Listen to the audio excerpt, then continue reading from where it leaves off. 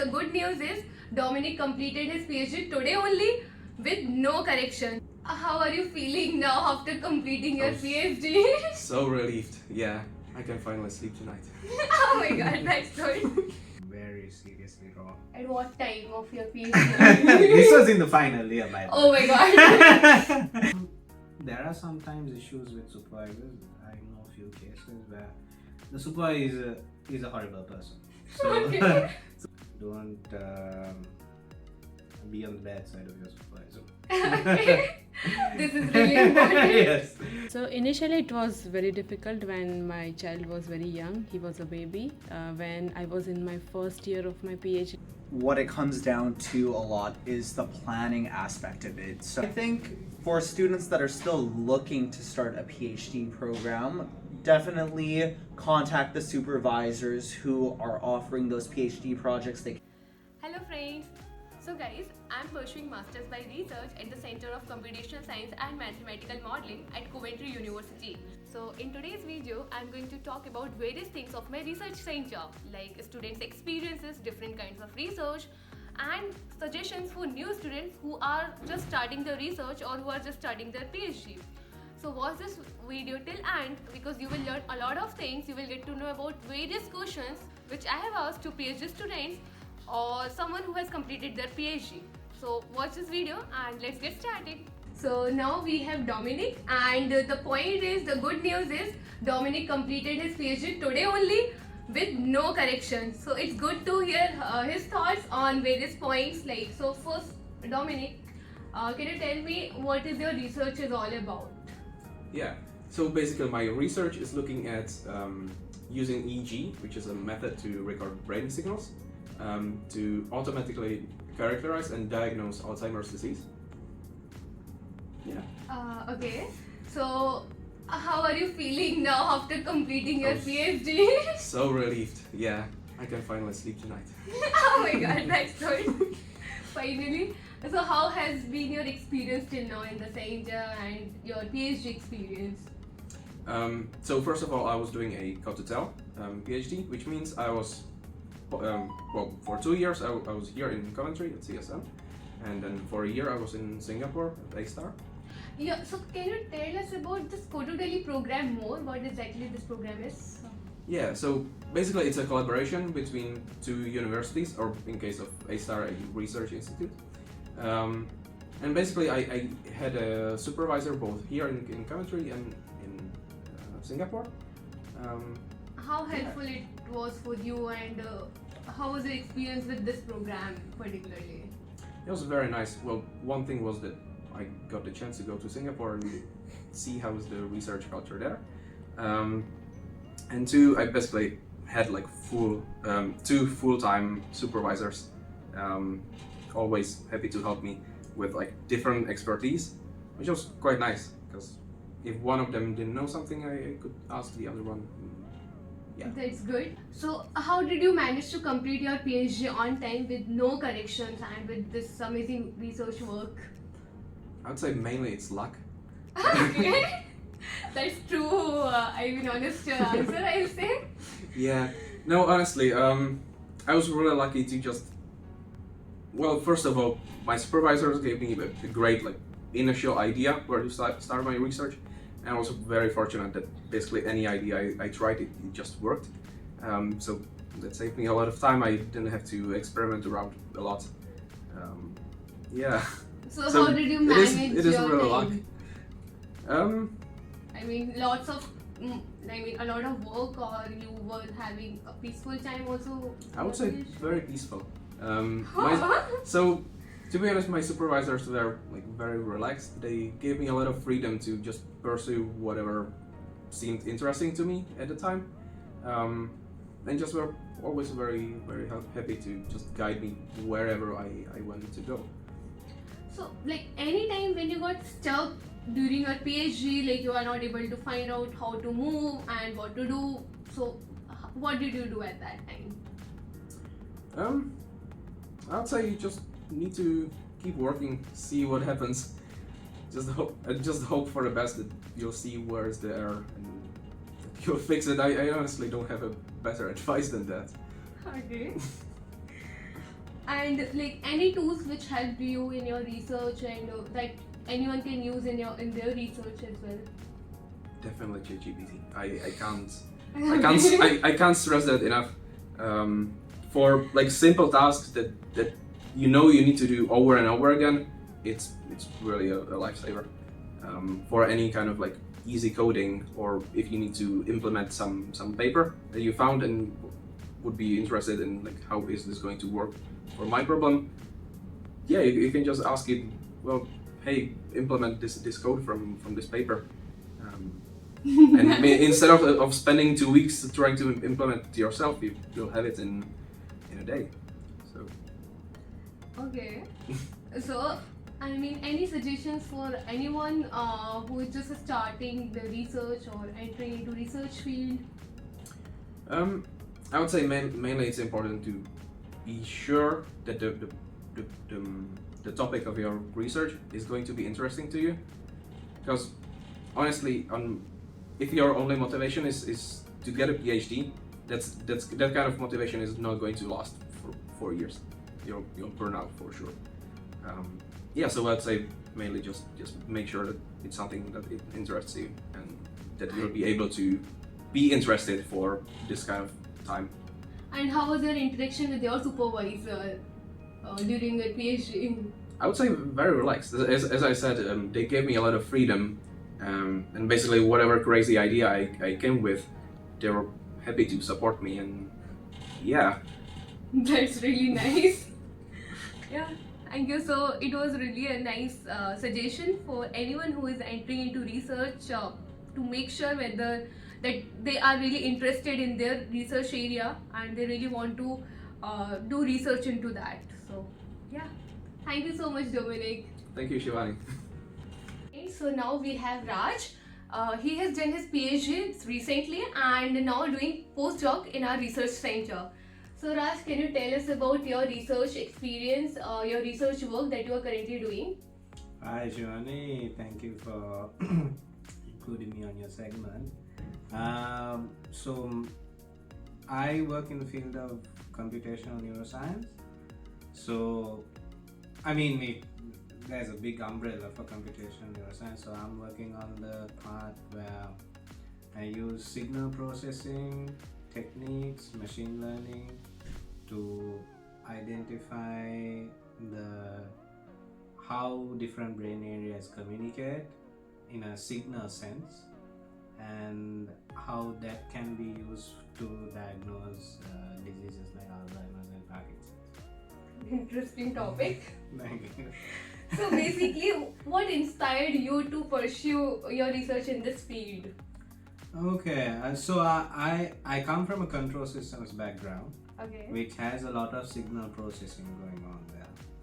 So when I was looking, well, I was in between, like whether to go for industry or PhD. But then when I was looking through advertisements for PhDs, I saw my supervisor's advertisement, and he's also from a control background, and he's doing applications in neuroscience. So that interested me quite a lot, because I'm coming from a signal processing background, and the brain works by through various signals. So I was like, okay, it sounds very interesting, so why not? So you chose research over industrial work. Yes. Yes. Okay, so what's the difference you can see in the research work and industrial work, if you could have done that? Well, so if I was a control systems engineer in industry, I'll be doing the everyday control stuff. But so what I do now, there is an industry counterpart, but that's research in industries. Again, research, Okay. but in industry. No difference. It's pretty much the same. So you're kind of following both things basically, Yes, getting experience yes. of both things. Yes. That's really great. So what would you share, could you share your thoughts on the unique opportunities for students within our research center? Yes, of course. So. Because like you completed your PhD Mhm. from our research center and now pursuing like doing postdoc under Yes. a supervisor. Yes. So what kind of unique opportunities you can see and suggest to students? Well, there are a lot of opportunities now. CSM is because I mean there's a lot of people from different disciplines here, different backgrounds. Like in my research group when I was a PhD student, I was from a control background. Another guy, he was from a cognitive neuroscience background, and there was a girl who she's from computer science background. So like, and we are all working on neuroscience. So one, if you're from like a STEM background, there are different applications that you can do, and there's a mathematics group that does applications in reaction networks and biology. So we are sort of like a signal processing group in machine learning in neuroscience. And then there is a computer science team that has various applications using machine learning. So there is a lot of opportunity, and the one thing that I like about CSM is like it's everyone here is from different disciplines. So like I'm from an engineering discipline, right? So I live in the world of approximation. Mathematicians, they live in the world of the exact. I can go to a mathematician and ask some opinion about some problem, and I can consider their opinion and my opinion as an engineer, and kind of get a more objective opinion. So there's a lot of good things about CSM, and it's a fun crowd here. So how easy it is to collaborate with other students or to connect with other students? Yes, it is easy to collaborate. If there are anything, any topic, any problem that you guys think like people can collaborate on, it's very easy to do. And there is actually something that I'm trying to collaborate with a mathematician who's in my office in the future for something, because like he was discussing about his work, and I was like, wow, okay, there's something there that we can do together. So like, who knows in the future? That's nice. I mean, this was through a casual discussion, like when we were just taking a break. So anything can spark some inspiration. Okay, so any moment, any memorable moment or breakthrough you have experienced during your research in our research center? Any Yes. good moment or anything? There was one point where I was finalizing my thesis, and I knew one of my contributing chapters I had to throw it away because I knew there was something very seriously wrong. At what time of your PhD? This was in the final year, by the way. Oh my god.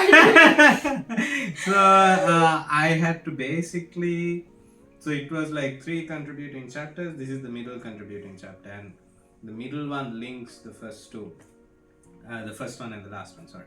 So so I had to find a middle chapter, an appropriate one, and within within 4 weeks I basically changed a bit of a direction, then figured something out, and finally it kind of worked. So yeah, it was that was like the biggest breakthrough in the past few years I've had.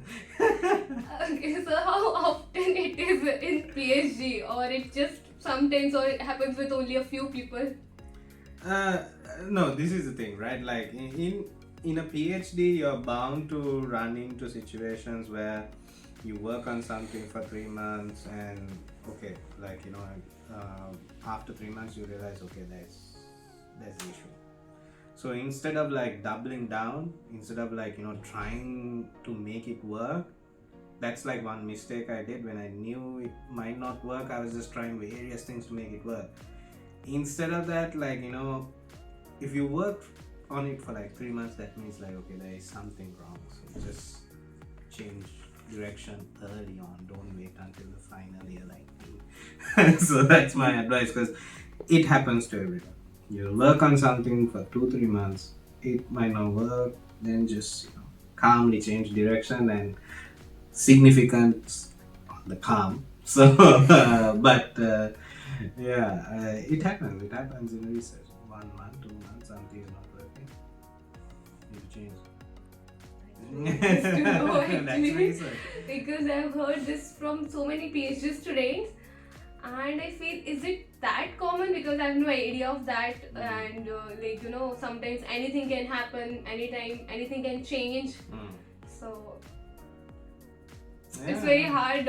Sometimes it's very hard, but it's just you have to go ahead with that thing, and you just have to continue. That's it. It's a part of research. It's discovery. At least you know that this doesn't work. Okay, so now as you have completed your PhD and doing postdoc also, I think under the same supervisor.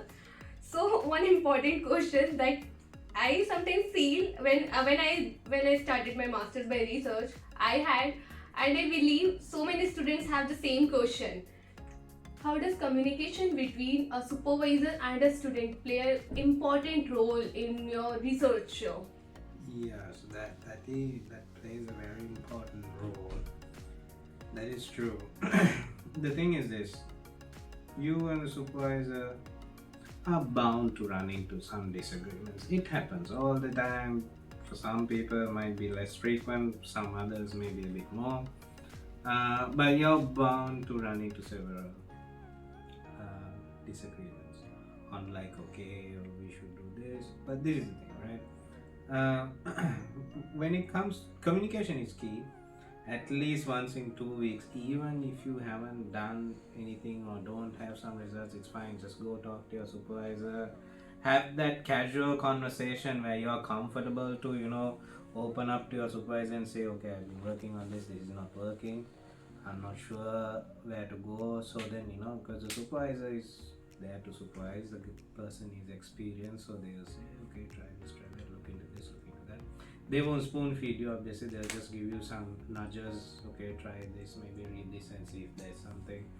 So it's good to have communications with supervisors and to get an idea. Sometimes you can get bogged down into something, and you need that supervisor to say, okay, you've been working on this for some time. I think it's good to change the direction or look into something else, because that's a skill of a supervisor. Because I remember when my thing wasn't working, that chapter that I said that didn't work out, my supervisor was telling me a few times maybe you need to look into something else. I was like, no, I can do it. So it's important to have that communication link, and sometimes just to discuss, just one academic to another, just discuss some ideas like you're discussing with a friend. That communication is very key. So any tips to new students, how they can effectively communicate with their supervisors? Basically, be humble, because your supervisor is a senior person. You might be smarter than your supervisor. There are cases like that. But be humble. Okay. You need to don't burn any bridges between you and your supervisor. And there are sometimes issues with supervisors. I know a few cases where the supervisor is a horrible person. So, Okay. so there are cases like that. Yeah. At those times, it depends upon the other communications you have. Maybe your seniors, postdocs who you can talk to and get ideas. So having that, those links, those connections are important. Several people who you can go and ask advice on, problems related to your research. But in generally, just even if the supervisor says this is not good, don't take it personally. Okay, fine. It hurts, obviously, but keep it cool. Okay, fine. This that. That. So just keep. Be humble. Don't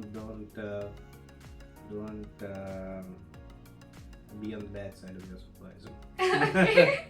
This is really important. Yes, don't be on the bad side of your supervisor. And if your supervisor is a very difficult person, I mean, that's it. Like, it's fine. These things happen, but keep your other connections open where you can get to know other people who you can talk to about certain issues relating to your research.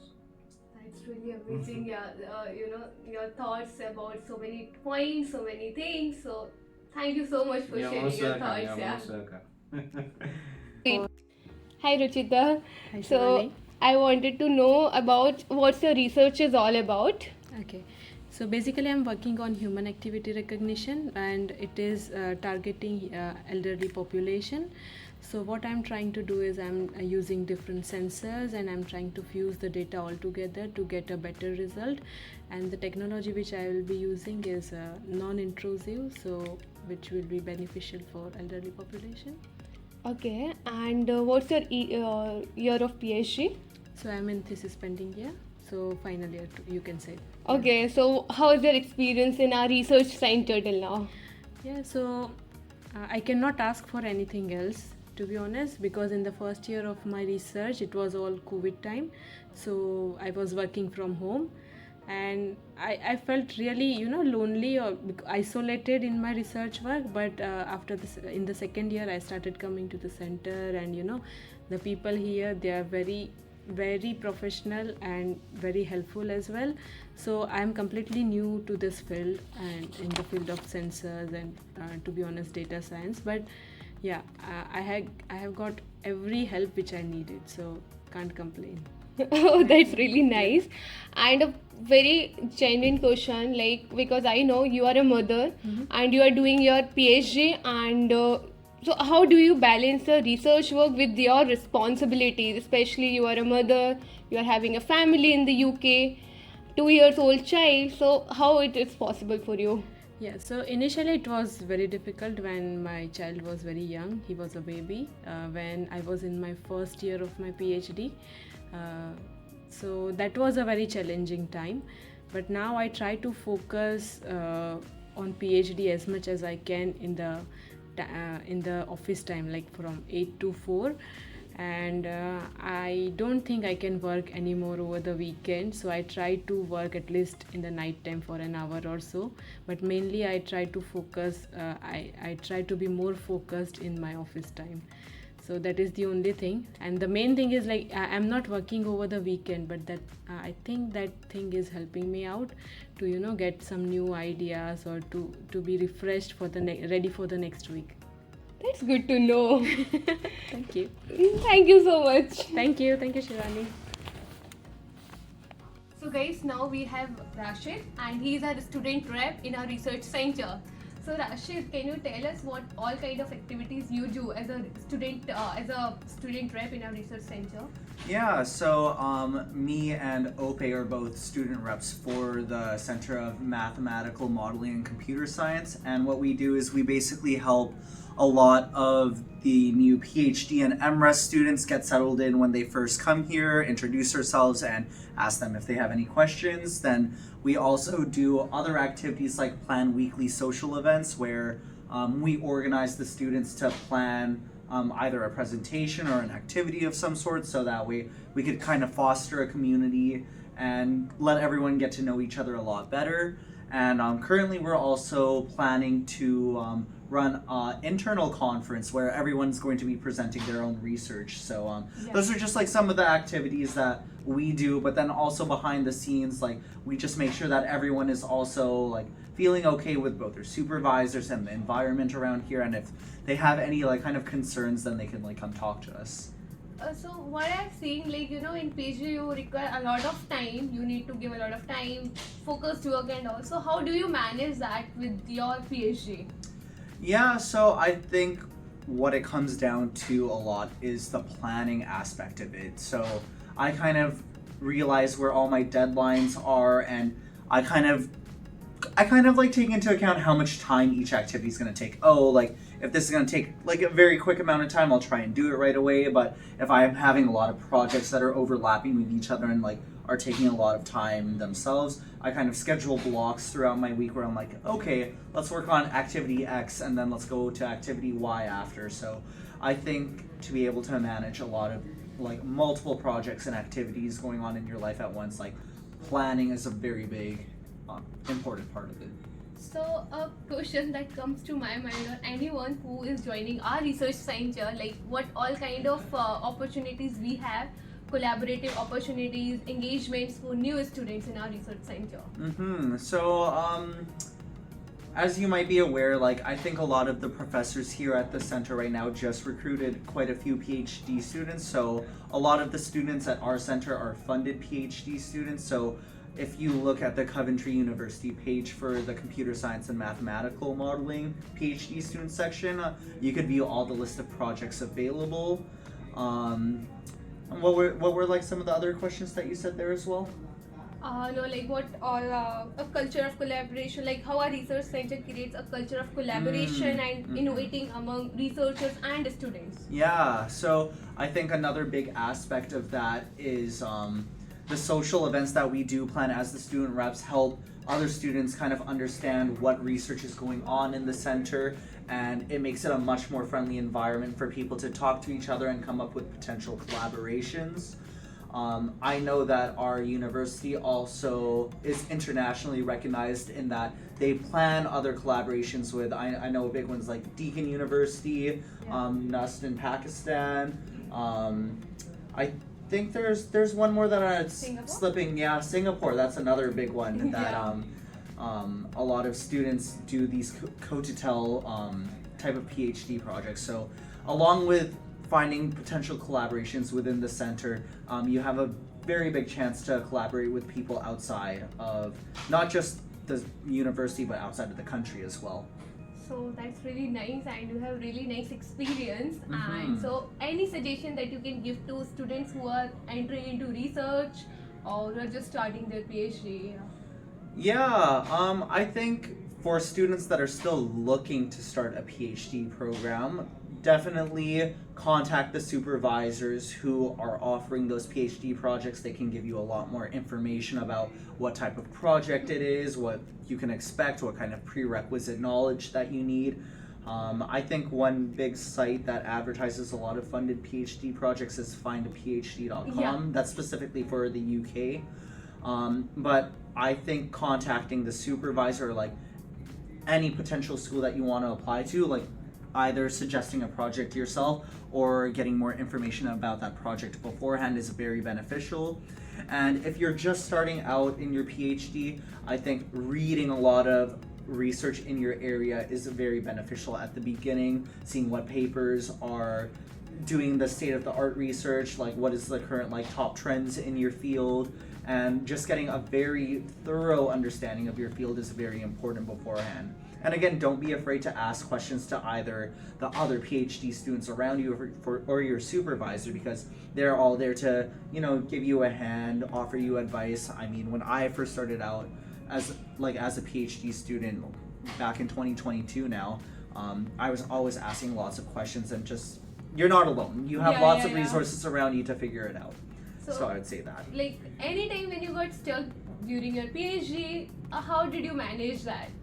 I would it's kind of a bit of, you work at a problem really hard yourself, but then also you have to realize that when you've been working at something for so long and you're just stuck in some place, it's good to get some outside advice from others. So, personally, me, myself, when I'm working on any of my research, I really dig into the problem, like what is the issue, what problems am I having, what attempts have I made to do this, so that I could kind of compile like a very comprehensive list of everything I've done, and then either talk to my supervisors about it or talk to other PhD students about it, because it's better to at least try something yourself and say, yeah, I've tried all these things and they don't work, so what would you recommend? It shows that you're taking the initiative to try something, but that also you can't just do everything alone.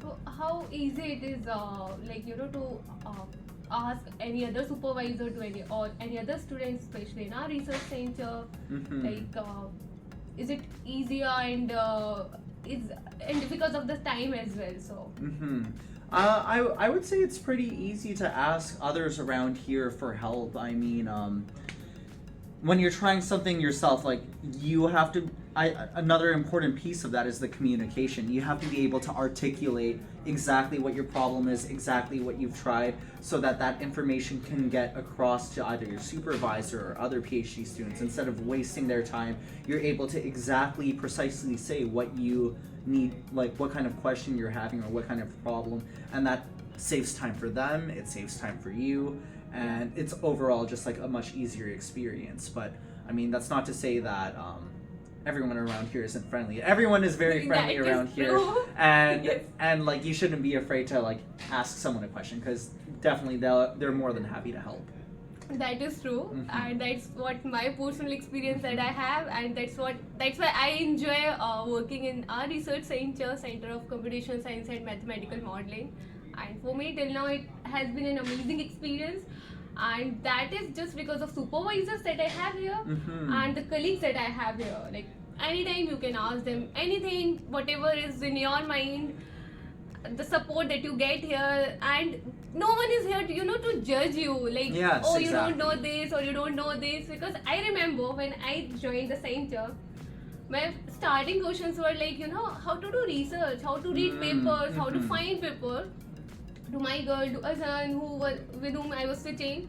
And no one ever said that, oh, I don't have time, or Yeah, look at exactly. yourself. If they know, they will definitely tell you. They Mhm. will give you their time actually. Mhm. And I never felt this thing that anytime anyone said this to me, oh, I don't have time, or any kind of senior thing and all. Yeah. It's always collaborative, friendly environment. So I Every really enjoy it. everyone was in your shoes at one point, right? Everyone understands what it's like to not have that research experience yet, or that specific coding experience. And so I think everyone just generally does want to help out, because everyone was like on their first day at some point, you know? And Rashid, can you please also tell us about Coventry University in general? Like, Mhm. how did you find it till now? Yeah, so I came from Canada and I moved here, so this was also like a very new experience, just like for you as well. Yeah. And I found Coventry University to be like very welcoming and friendly. I feel that one, it's in a good location. You're like close to Birmingham and London, and the campus itself is like situated within the city center, so you have a lot of like these different like amenities, restaurants, shops all around you, which are very convenient, like accessible. I've also just really enjoyed the community around Coventry University. I've made friends not just within our own center, but like I've had friends in the business center, in the security and defense centers. Like it's very easy to meet other researchers. They plan all these postgraduate researcher events where you could have like these opportunities to meet others. And yeah, just overall, even though I came from a different country, like this university's been very welcoming, and I've had a very good experience here. So, how do you connect with other students who are from different departments or different branches? So, Mhm. how do you connect with them? Yeah, so the university hosts a lot of different social events for the postgraduate researchers at the university. So I'll go out to those, try and talk to others, ask what they're doing during their research. They also have, I can't remember the name of the conference right now, but the university also hosts a conference where all the postgraduate researchers can showcase their what they're currently researching and learning, and you just get to hear about all these different types of fields that, even though they're not related to you, are also very interesting, and you get to find out more about what other students at the university are doing. Is it Arcade 2024? Yes, we are that's the having one, RCAT in- 2024. Yeah, we are having in April end. So it's good to see Yeah, that. it's a very good way to meet other researchers at other centers and see what other centers are doing at the university. Yeah, thank you so much. Yeah, no worries.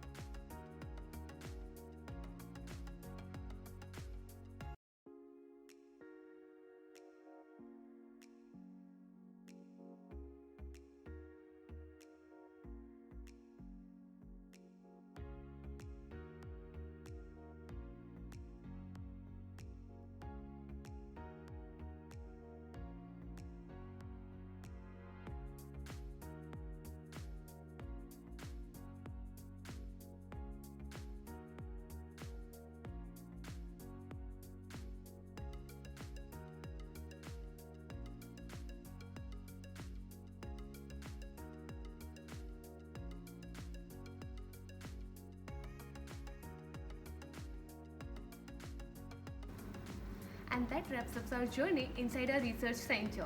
A huge thanks to everyone who shared their insights and experiences with us today. And if you like this video, then please consider subscribing to my channel and share this video with your friends.